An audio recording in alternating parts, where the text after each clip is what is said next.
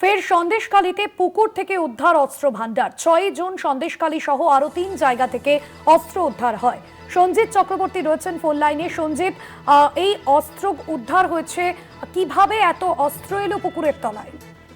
দেখো, শাহজাহানের যে গড়ে তুমি জানো চলতি মাসে 6 জুন যে বিশেষ করে মণিপুর এবং কুমড়াকালীতে যে বিপুল পরিমাণে অস্ত্র উদ্ধার হয়েছিল, সেই ঘটনায় 6 জনকে গ্রেপ্তার করেছিল। সেই গ্রেপ্তারে রমজান আলীর নাম বারবার উঠে এসেছিল। সেই তাদের জেরা করে বিশেষ করে এসটিএফ এবং বেঙ্গল পুলিশের আধিকারিকরা আজকে কিন্তু সেই জায়গায় অর্থাৎ সন্দেশখালীর বয়ারমারি নেয়ার থানা, বয়ারমারি 1 নম্বর গ্রাম পঞ্চায়েতের পরিয়াটি যে শ্মশানঘাট রয়েছে, যে শ্মশানঘাট লাগোয়া যে পুকুর রয়েছে অর্থাৎ মেজোগাড়ি টাইপের পুকুর, সেখানে কিন্তু বিপুল পরিমাণে অস্ত্র পাওয়া গেছে।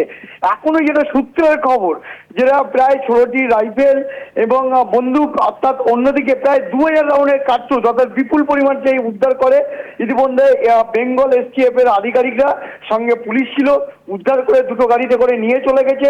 এই ঘটনায় মনে করা হচ্ছে যে অস্ত্র ভান্ডার অর্থাৎ ফের সন্দেশখালীতে মাটিতে যে অস্ত্র ভান্ডার খোঁজ পেল বিশেষ করে এসটিএফ এর আধিকারিকরা, এটা কিন্তু আজকে উদ্ধারের মধ্যে উঠে গেল। এখন প্রশ্ন হচ্ছে, এই ঘটনায় যে যাদের জেরা করা হয়েছিল, যে 6 জনকে গ্রেপ্তার করা হয়েছিল, তাদের তদন্ত করে কি সূত্র পেল, না অন্য কোনো মাথার খোঁজে তল্লাশি করে জানতে পারলো এই অর্থাৎ শ্মশানঘাট লাগা অর্থাৎ খড়িয়াটি এলাকায় এই অস্ত্র পাওয়া গেছে।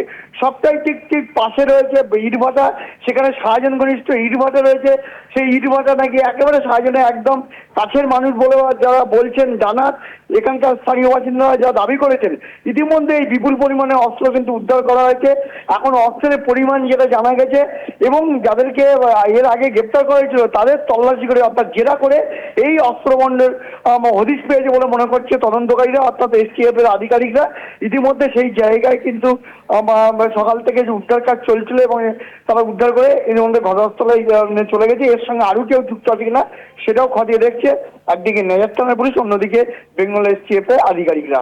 ভাস্বতী, একেবারে ধন্যবাদ সঞ্জিত।